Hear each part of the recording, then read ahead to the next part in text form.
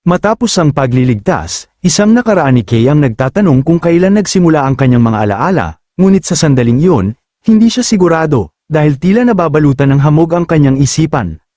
Mistulang malayo at malabo ang lahat, maging ang hangganan sa pagitan niya at ng iba pang bahagi ng mundo ay tila hindi malinaw. Para bang basta na lamang siyang inanod, dinala ng isang malakas na agos na walang patutunguhan, na para bang nabighani sa isang bagay.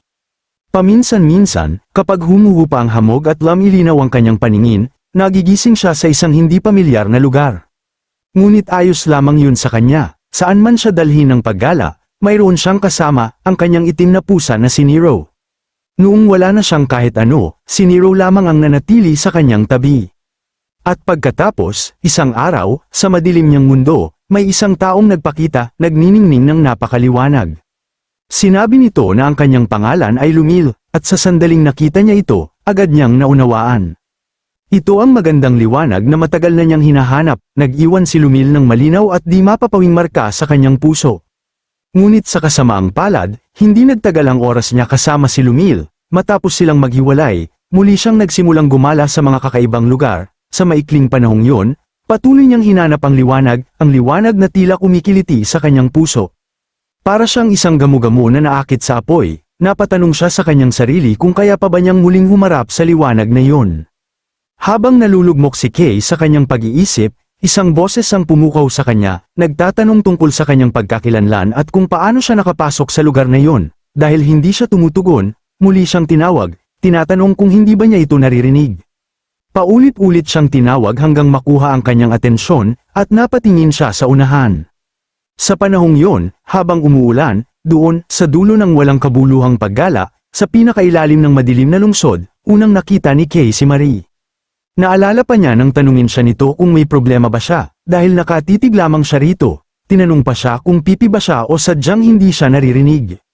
Napatingin si Kay sa kanya nang sabihin ni Marie na marami talagang ganoong mga bata sa ilalim ng lungsod. Ngunit ang mahalaga, ayon kay Marie, ay hindi niya dapat hinahayaang mabasa ng tubig na iyon ang kanyang katawan, kailangan niyang takpan ang sarili gamit ang kanyang kamay.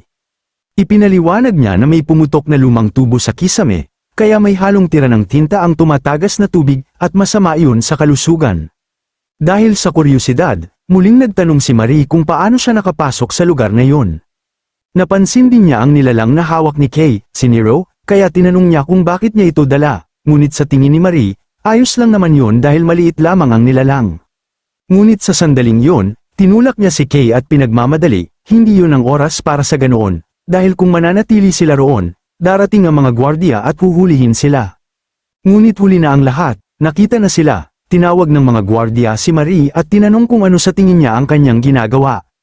Lumapit ang dalawang gwardiya at pinagalitan sila, sinabi nilang napakalakas ng loob niyang umalis sa itinalagang lugar nang walang pahintulot. Kailangan pa ba niyang maranasan muli ang bugbog tulad ng dati upang matauhan? Idinagdag pa ng isa na hindi pa niya nakikita ang batang kasama nito, at tinanong kung ito ba ang bagong test subject.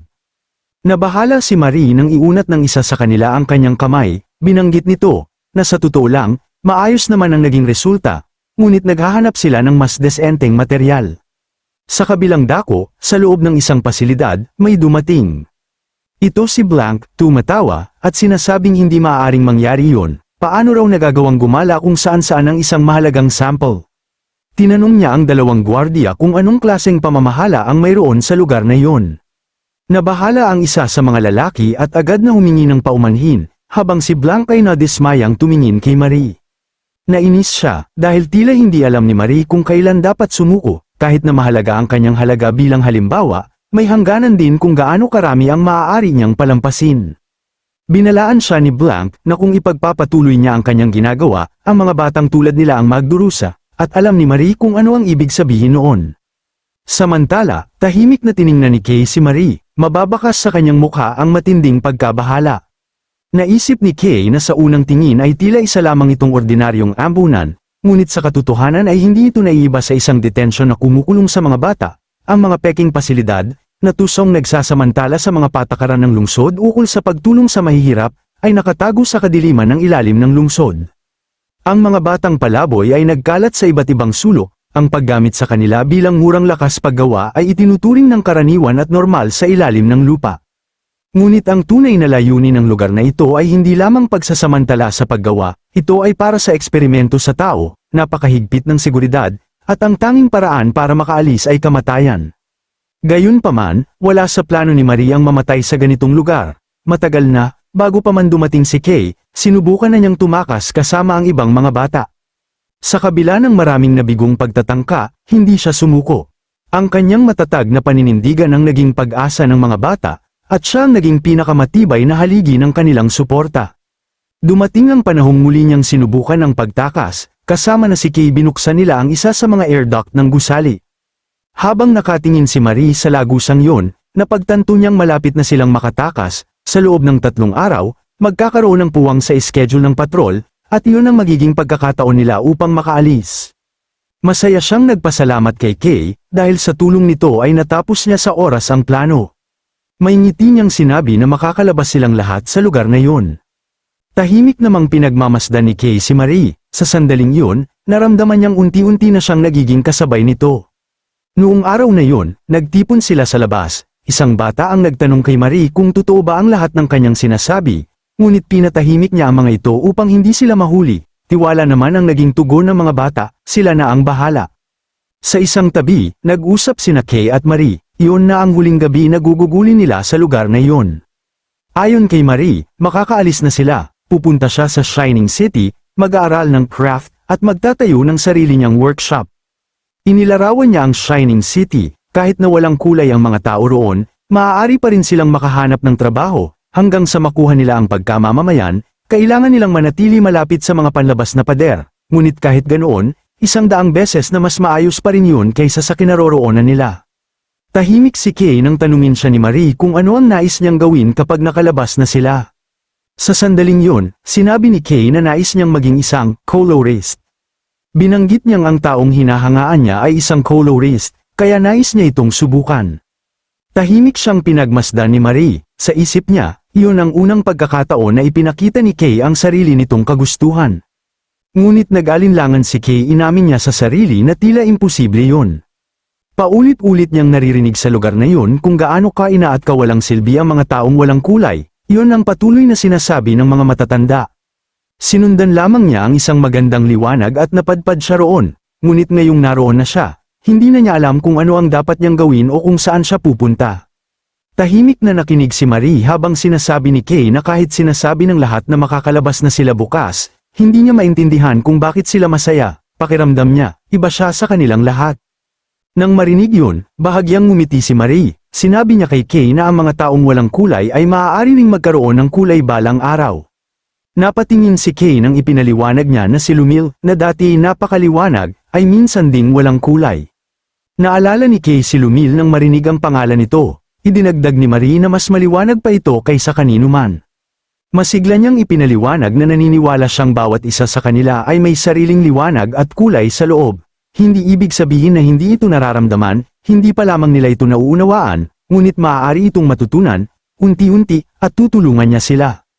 Namangha si Marie nang marinig na nais ni Kay maging colorist, at hinikayat pa niya itong subukan, nag-alinlangan si Kay kung kaya ba niya, ngunit pinalakas ni Marie ang kanyang loob, hindi pa nga siya nagsisimula, kung sisuko na siya agad, pagsisisihan niya iyon sa huli. Magiliw niyang sinabi na ang pagsubok pa lamang ay may halaga na. Ang pagkabigo ay hindi nangangahulugang katapusan. Nang marinig yun, napatingin si Kay sa kanya, lalo na nang sabihin ni Marie na gawin lamang niya ang nais niyang gawin. Hinawakan ni Marie ang kanyang mukha at marahang itinaas ito. Kung patuloy siyang titingin ng ganoon, hindi niya mararamdaman ang pananabik. Dahil dito, sinubukan ni Kay nang umiti, pinuri siya ni Marie, sinasabing tama ang kanyang ginagawa. Ngunit habang umaapaw sila sa pag-asa, tumanggi ang malupit na katotohanan na bigyan sila ng kinabukasan. Sa sandaling yun, sinimulan silang pahirapan, pinilit silang ipasok sa isang lalagyan, habang sumisigaw at nagmamakaawa ang mga bata.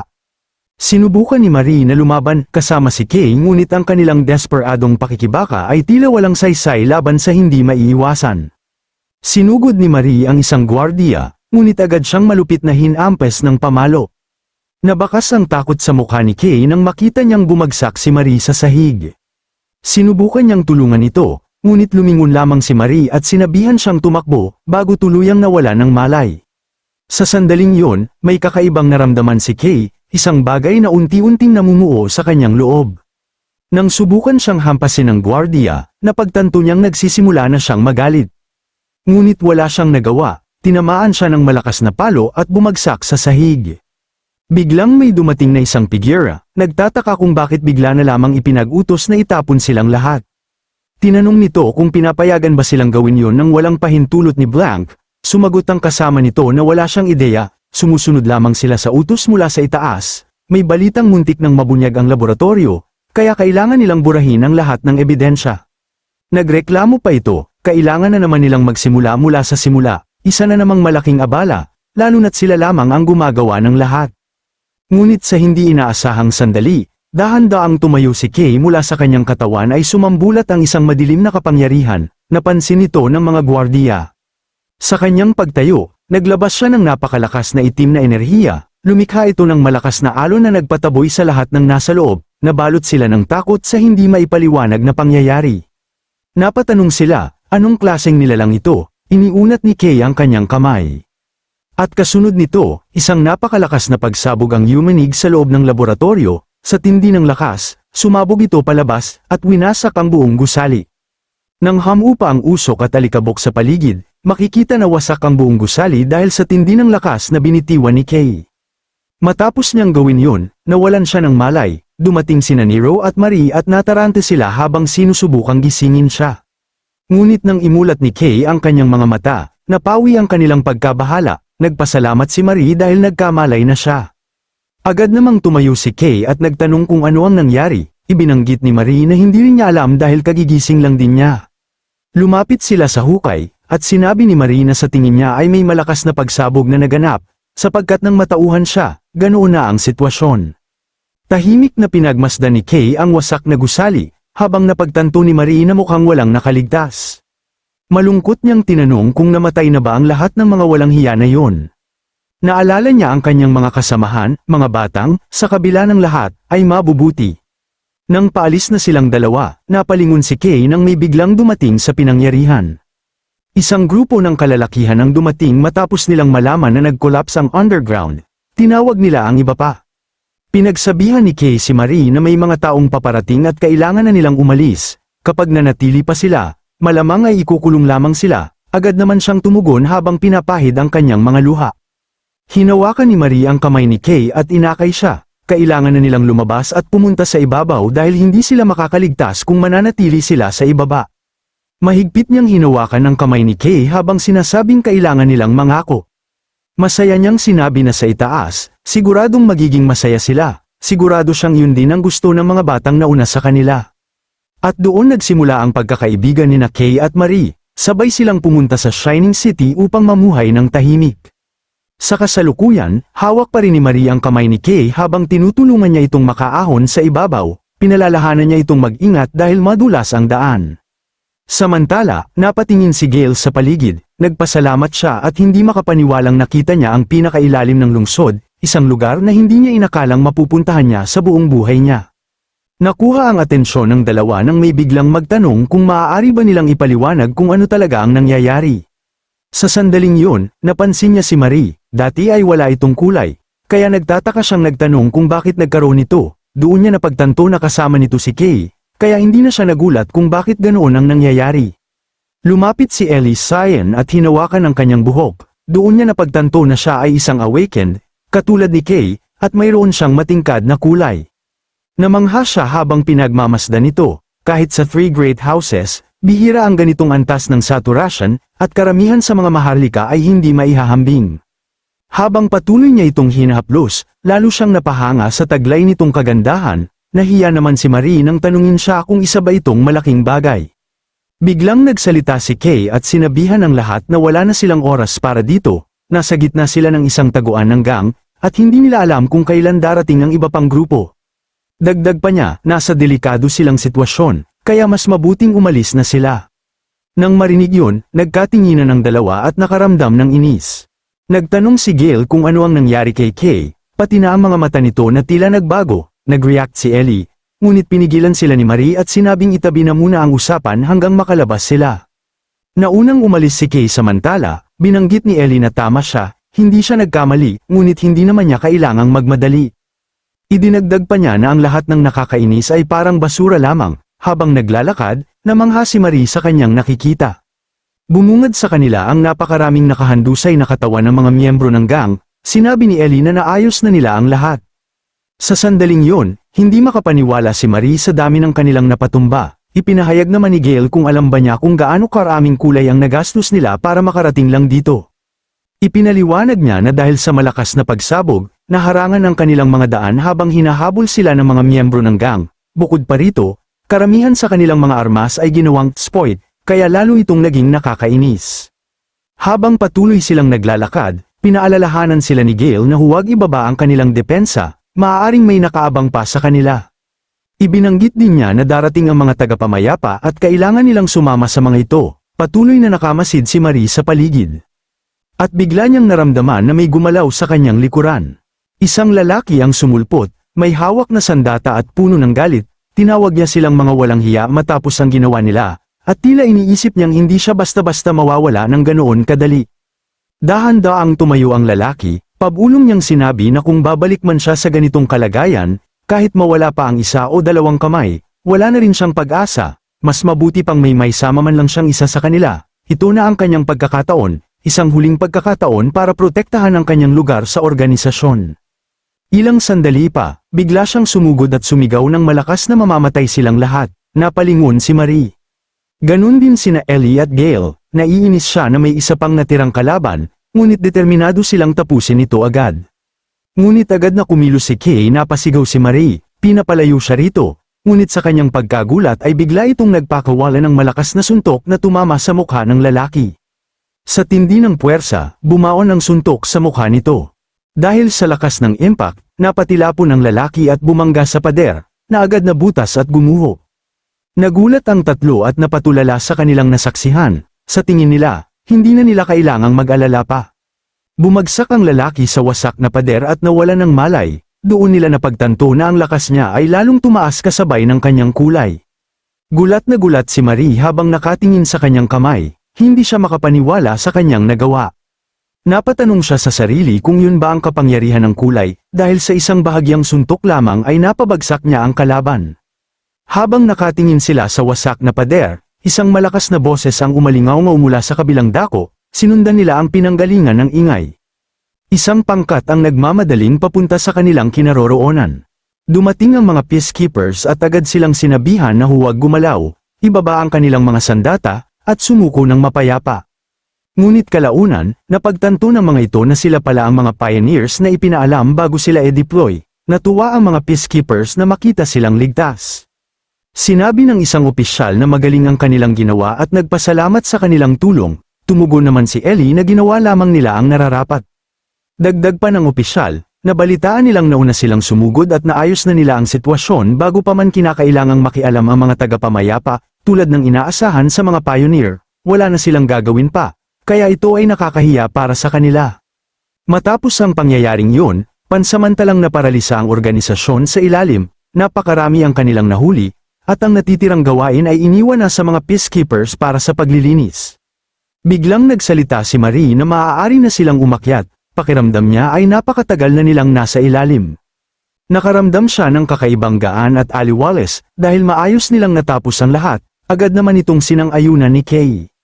Samantala, tahimik na pinagmamasdan ni Gale at Ellie ang kanilang kasama, dahil sa kuryosidad, hindi nakatiis si Ellie at tinanong si Kay na pansin niyang tila may nagbago rito simula noong nakaraang araw. Tumingin si Kay sa kanya ng malamig at tinanong ito kung may nangyaring hindi maganda. Napatingin si Kay sa kanyang kamay at napahawak sa ulo.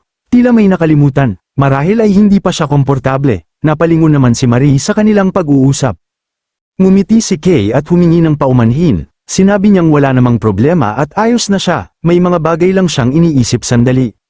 Napatahimik ang dalawa, saglit na natawa si Kay, ipinakitang wala naman itong seryosong problema kaya hindi na sila dapat mag-alala. Nagkatinginan sina Ellie at Gale. Tinawag ni Gale si Ellie at napagdesisyonan nilang hayaan muna si Kay. Alam nila na tulad ng ibang bagay, may mga bagay na hindi agad kayang pag-usapan ng isang tao. Hanggat hindi pa siya handang magsabi, hindi sila dapat manggialam. Sumang-ayon si Ellie, at napagpasyahan nilang oras na para bumalik sa ibabaw. Sa sandaling yun, sabay-sabay na umalis ang apat patungo sa Shining City. Makalipas ang ilang sandali, makikita si Blank na buhay pa ngunit sugatan at naglalakad. Bakas sa kanyang mukha ang matinding panghihina, napahawak siya sa sugat sa kanyang balikat at binanggit na halos hindi siya nakalabas kung hindi dahil sa purong swerte, ngunit napakasama ng kanyang kalagayan, maaaring hindi siya makaligtas sa pagkakataong ito. Dahil sa panghihina, naupo siya sa tabi ng pader at napagtanto na hanggang doon na lamang siya. Sa sandaling yun, naisip niya si Kay nais din sana niyang makita ang kanyang tunay na sarili sa huli, ngunit tila hindi na yun mangyayari. Habang nakasandal siya sa pader, may narinig siyang yabag na umalingaw-ngaw sa paligid.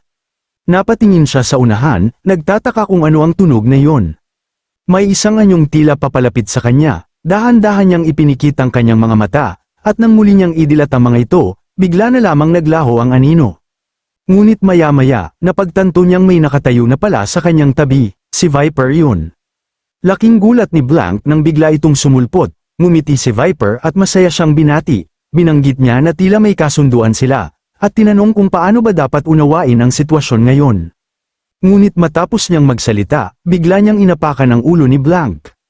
Habang dumudugo si Blank, pinagsabihan siya ni Viper, sinabi niyang dumaan siya sa napakaraming hirap para palihim na makapasok sa Undercity, ngunit wala man lang ang kanyang kausap sa kalakalan, at ngayong natagpuan niya ito, ganito pa ang itsura nito, bagbog at halos patay, parang isang talunang walang halaga. Dagdag pa niya, may bagay itong dapat ibigay sa kanya, kung naaalala pa nito, ano raw ang balak nitong gawin tungkol doon.